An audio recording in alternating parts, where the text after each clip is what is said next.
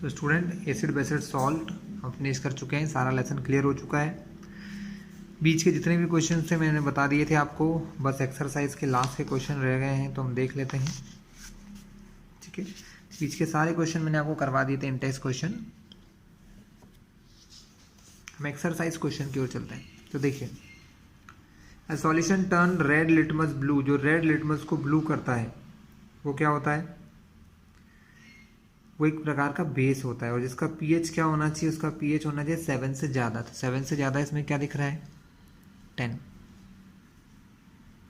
ठीक है। A solution react with crushed egg shells to give us gas that turns lime water milky. The solution contain,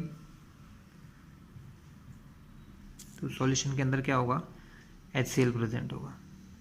student, अभी भी आप इस channel पे नए हो, सब्सक्राइब नहीं करा है तो कर लेना, आगे आने वाले सारे वीडियोस आपको मिलते रहेंगे properly. 10 ml solution of NaOH, एक बेस होता है जिसका 10 ml आप लेते हो, is found to be completely neutralised by 8 ml of given solution of HCl। अगर आपको 10 ml सॉल्यूशन NaOH का दिया और उसको न्यूट्रल करने के लिए आपको 8 ml हाइड्रोक्लोरिक एसिड चाहिए। If we take 20 ml of the same solution, अगर हम इस 10 ml की जगह इसको 20 ले लें तो अमाउंट ऑफ HCl कितना लगेगा? स्टूडेंट, बहुत नॉर्मल सा क्वेश्चन है। ये 10 है तो ये 8 है, ये 10 को डबल किया 20 तो 8 का डबल 16 हो जाएगा। Which one of the following types of medicine is use for treating indigestion? Indigestion मतलब जब पेट में अपच हो जाती है ना, तो ज़्यादा एसिड बन जाता है। ज़्यादा एसिड को यूज़ करने के लिए हम एक एंटी एसिड यूज़ करते हैं, तो एंटा एसिड, जो एसिड के इफेक्ट को ख़त्म करते हैं, antacid. Write word equations and then balanced equation for reaction taking place when. हमको इन सब के लिए इक्वेशंस लिखना है। Dilute sulphuric acid react with zinc granule, zinc granule के साथ जब इसकी रिएक्शन होती है। ठीक है, तो हम इन रिएक्शंस को लिख लेते हैं स्टूडेंट। लिखने के लिए we need some pages, so here is the pages. चलिए स्टार्ट करते हैं।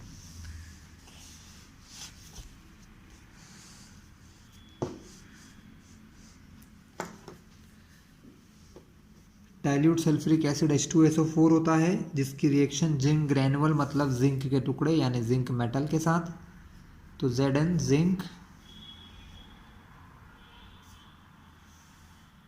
प्लस H2SO4 रिएक्शन से बनता है जिंक और SO4 का साथ में आ जाते हैं। लेसन में तो आपकी दी ही होगी ZnSO4 प्लस हाइड्रोजन गैस यहाँ से निकल जाती है।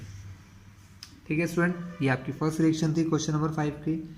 सेकेंड है dilute hydrochloric acid react with magnesium ribbon.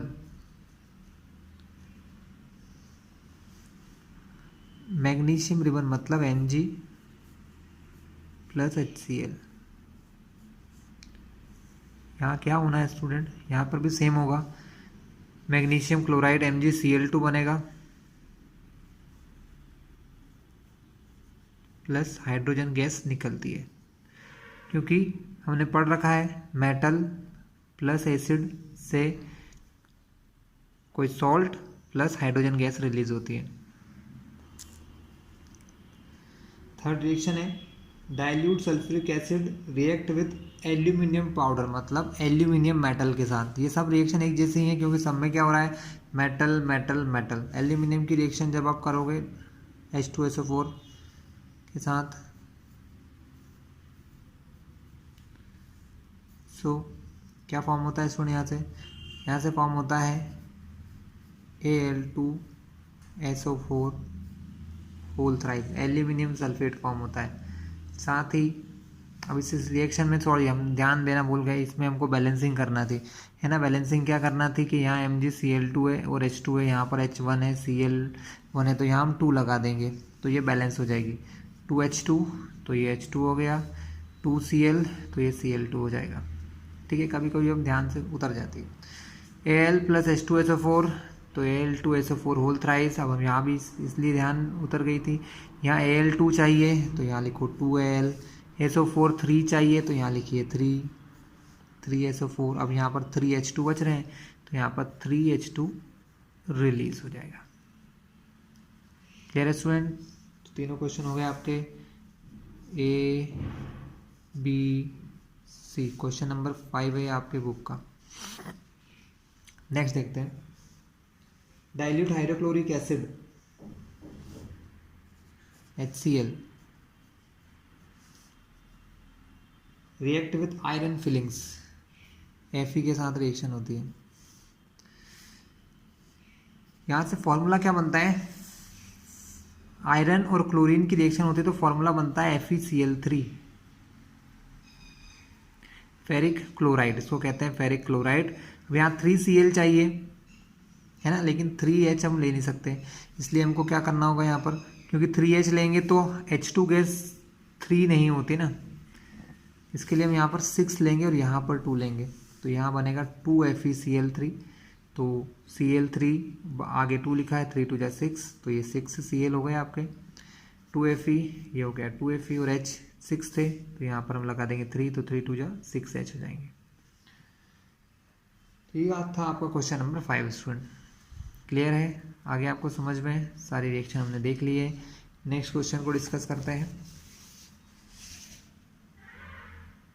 Question 6, compound such as alcohol and glucose also contain hydrogen but are not categorised as acid, described an activity to prove it. उसने एक activity हमने पढ़ी थी, मैं आपको बता देता हूँ। एक्टिविटी 2.8 है स्टूडेंट, ये है ना, यही इसका आंसर होगा एक्टिविटी 2.8। इसमें glucose, hydrochloric acid, sulphuric acid हमने लिए थे। इन सब के अंदर हाइड्रोजन होता है, ग्लूकोज में, अल्कोहल में, हाइड्रोक्लोरिक एसिड में, सल्फ्यूरिक एसिड में, है ना। हम इसके अंदर से इलेक्ट्रिसिटी पास कराने की ट्राई करते हैं, कोशिश करते हैं, है ना, लेकिन ऐसा होता नहीं है। कब नहीं होता है? जब ग्लूकोज और अल्कोहल रहते हैं, क्योंकि इनके अंदर आयंस प्रेजेंट नहीं होते हैं।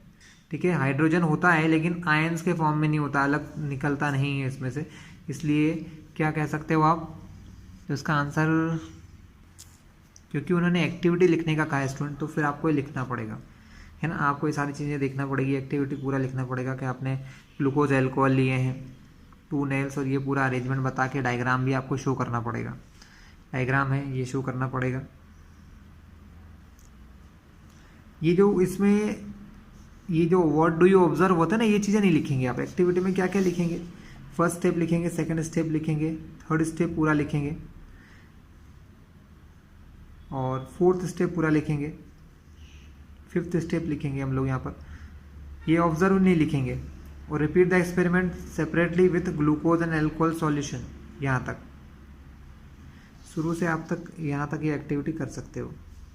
बीच में ये एक स्टेप आप छोड़ दीजिए, व्हाट डू यू ऑब्जर्व वाली। ठीक है, यहाँ तो आपकी एक्टिविटी हो जाएगी।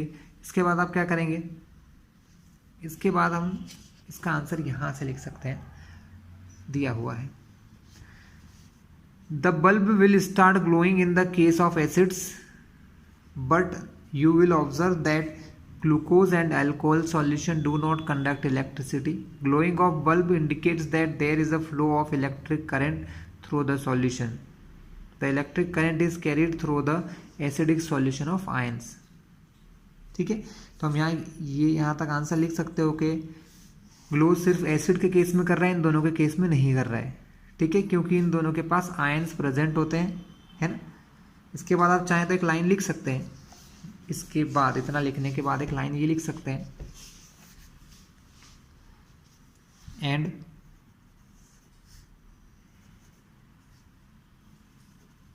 Alcohol and glucose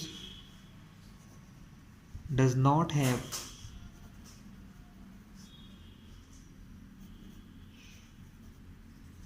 hydrogen ions, therefore they does not conduct electricity. Alright class, तो ये पॉइंट्स और आप जोड़ सकते हैं इसके आगे। चलिए हम नेक्स्ट क्वेश्चन की ओर चलते हैं। नेक्स्ट क्वेश्चन हमारा क्या है, Why does distilled water does not conduct electricity whereas rain water does?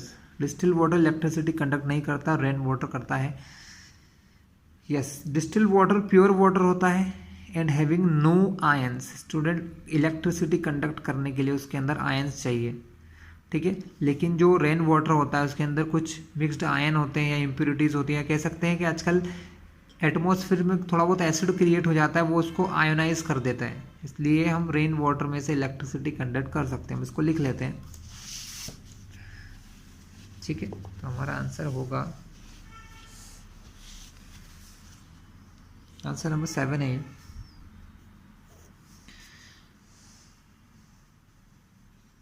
पहले मैं लिख लेता हूँ फिर आपको बताता हूँ। देखिए student, distilled water does not have ions. Distilled water pure water को कहते हैं, इसके अंदर आयंस नहीं होते हैं। Therefore it is non conductor of electricity, तो ये इलेक्ट्रिसिटी का नॉन कंडक्टर होता है।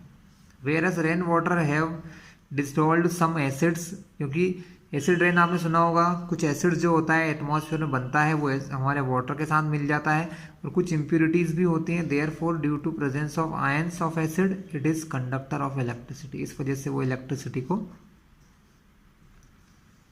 कंडक्ट करता है। चलिए आगे की तरफ चलते हैं। नेक्स्ट क्वेश्चन हमारा क्या है, क्वेश्चन नंबर 8। Good question.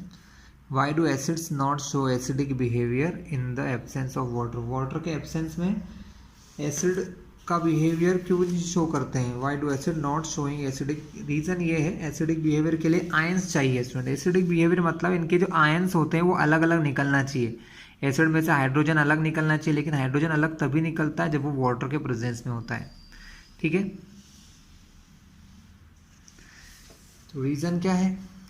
तो हमारा रीज़न है एसिड्स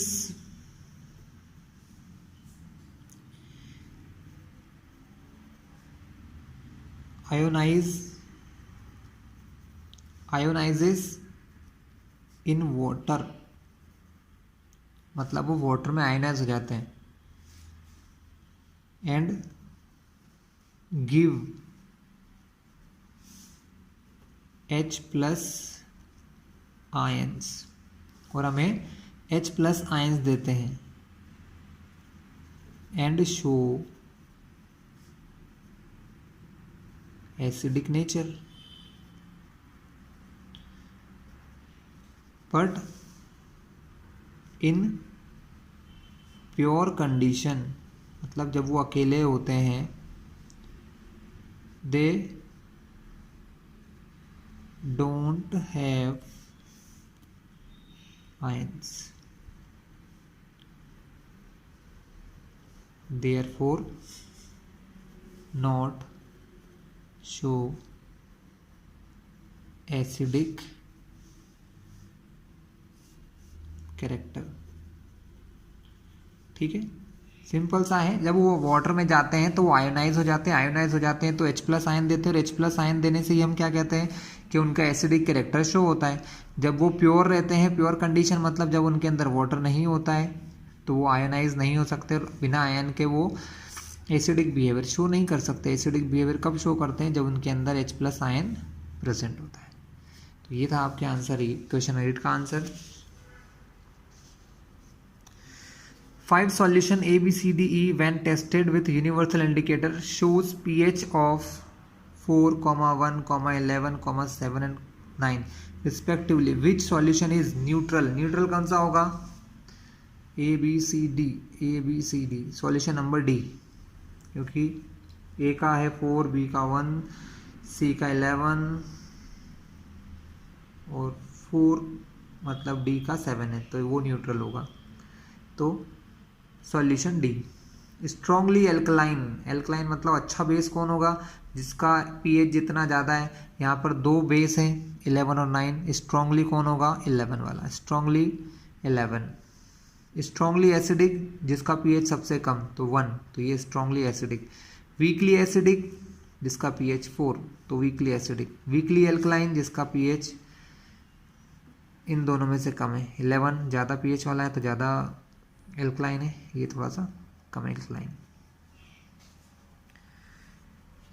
हाँ, arrange in the pH in increasing order of hydrogen ion का कंसंट्रेशन। हाइड्रोजन आयन किस में ज़्यादा होते हैं? एसिड्स में ज़्यादा होते हैं, तो सबसे कम 11 में, मतलब ई नहीं, सी लास्ट, फिर डी से कम,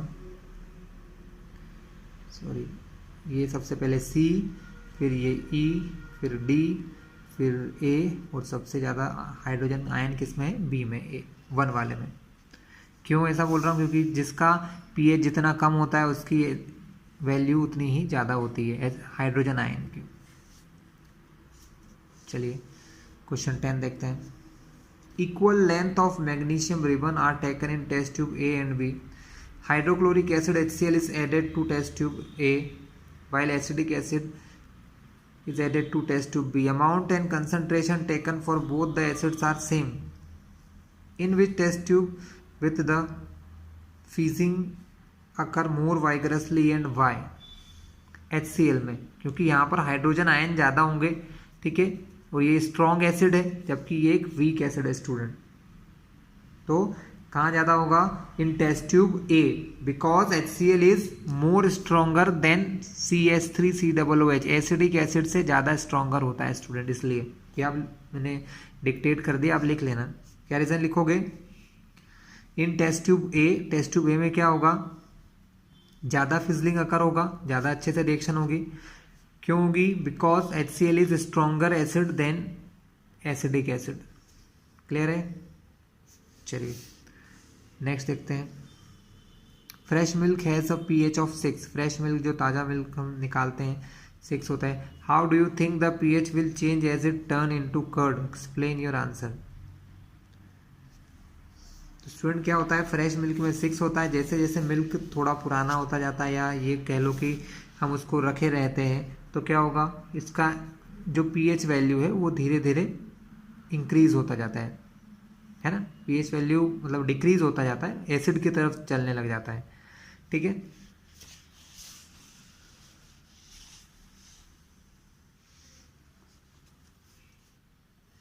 तो हम क्या लिखेंगे? The pH of fresh milk decreases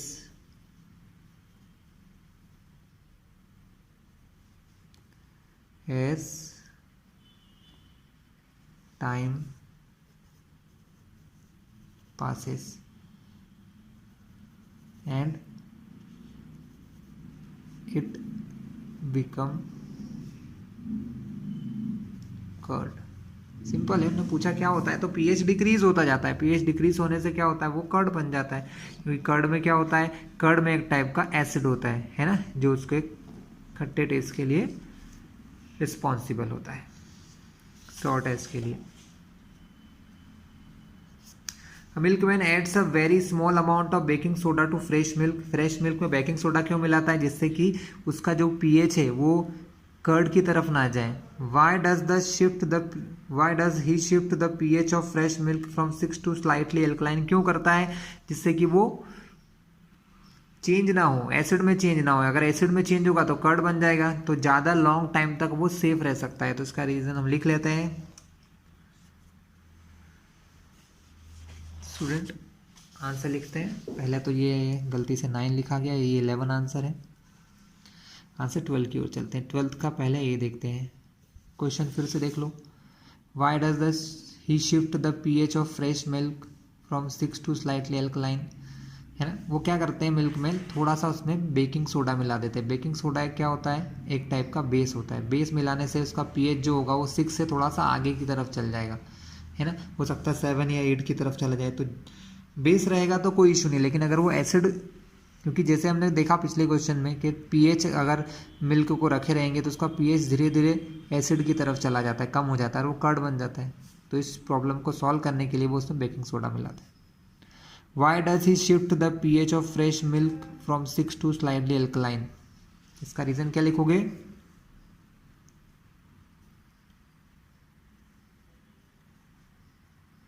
to keep it safe and not making curd, मतलब वो ये भी नहीं चाहता है कि वो कर्ड बन जाए, ठीक है।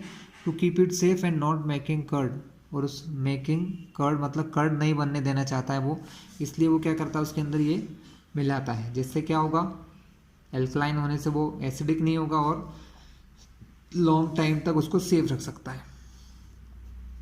आंसर भी देखते हैं। Why does this milk take a long time to set as curd? Because its pH become alkaline, मतलब उसका pH क्या हो गया, एल्कलाइन नेचर का हो गया, वो बेस हो गया है ना। पहले वो एसिड ही था, पहले वो माइल्ड एसिड था, क्योंकि हमने क्या देखा कि फ्रेश मिल्क का pH 6 होता है, मतलब वो एसिड की तरफ ही होता है। 7 से ऊपर बेस, 7 से नीचे एसिड, मतलब उसका ऑलरेडी नेचर एसिडिक है। लेकिन हम इसमें स्लाइटली एल्कलाइन मिलाते हैं, कुछ बेकिंग सोडा, तो वो बेस बन जाता है, ठीक है। तो because it's pH become alkaline, pH alkaline हो जाता है, सो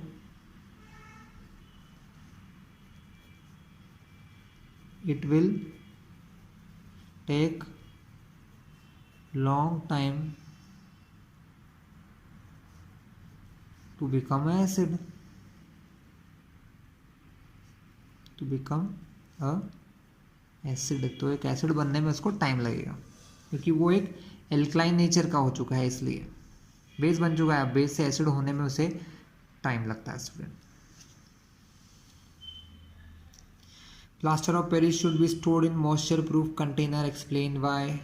बहुत अच्छा क्वेश्चन है। प्लास्टर ऑफ पेरिस को हम कहाँ रखते हैं? मॉइस्चर प्रूफ में, क्योंकि अगर हम इसको मॉइस्चर या वाटर के कांटेक्ट में आने देंगे तो ये फिर से क्या बन जाएगा, ये फिर से जिप्सम बन जाएगा स्टूडेंट, हमने देखा था लास्ट वीडियो में। आंसर लिख लेते हैं।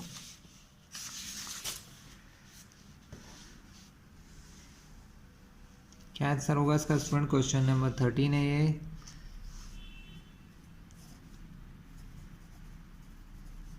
N plaster of Paris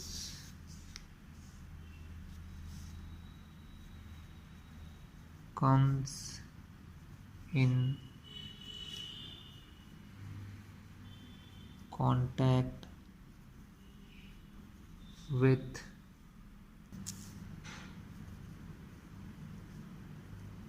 moisture, अगर मॉइस्चर के कांटेक्ट में आएगा, it react with it and turn to, और किस में चेंज हो जाएगा, ये जिप्सम में चेंज हो जाएगा student,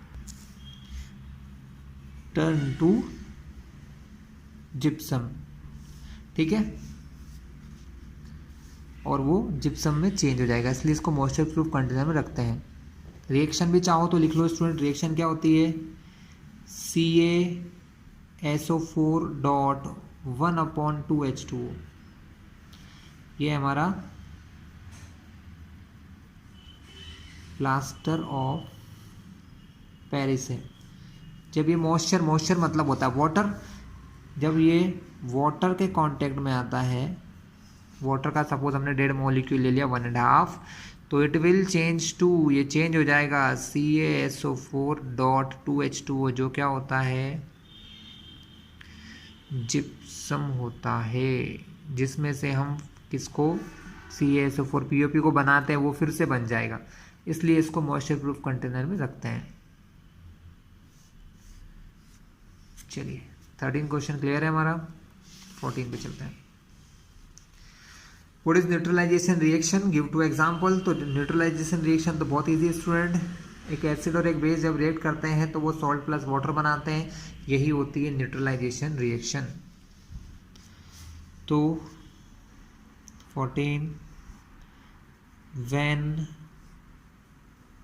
an acid react with a base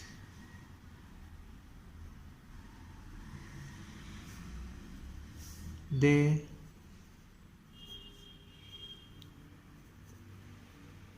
neutralize each others effect, वो एक दूसरे के इफेक्ट को न्यूट्रलाइज करते हैं, and form salt and water. This reaction is known as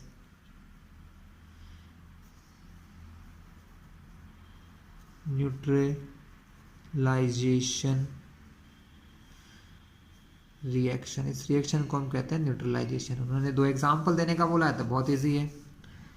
when HCl react with NaOH, HCl acid है, हाइड्रोक्लोरिक एसिड है, NaOH base है. रिएक्शन करोगे तो Na और Cl रिएक्ट करेंगे तो बना लेंगे NaCl प्लस सॉल्ट. ये हो गया हमारा सॉल्ट, और वाटर OH और H मिलके बनाते हैं वाटर. ठीक है स्टूडेंट. इसके अलावा और भी रिएक्शन देख सकते हैं. HCl को ही ले लो, यहाँ पर आप ले लो CaOH होल ट्वाइस, यहाँ पर आपको 2HCl लेना पड़ेगा. इससे क्या बनता है, इससे बनता है कैल्शियम क्लोराइड, CaCl2 एक सॉल्ट है, साथ ही बनेगा 2H2O वाटर. ये आपकी 2 रिएक्शंस हो गई स्टूडेंट. क्लियर है आपको इतना? चलिए, give 2 important uses of washing soda and baking soda. Student ये मैं आपको बुक में टिक करवा देता हूँ, आप लिख लीजिएगा. दो यूजेस लिखना है, वॉशिंग सोडा और बेकिंग सोडा का. तो ये यहाँ पर यूजेस लिखे हैं, आपको 4 मिल गए. जो आपको अच्छे लगे वो याद कर लेना, 2 है ना. ये यूजेस ऑफ वॉशिंग सोडा है, और यूजेस ऑफ बेकिंग सोडा पीछे लिखे हैं.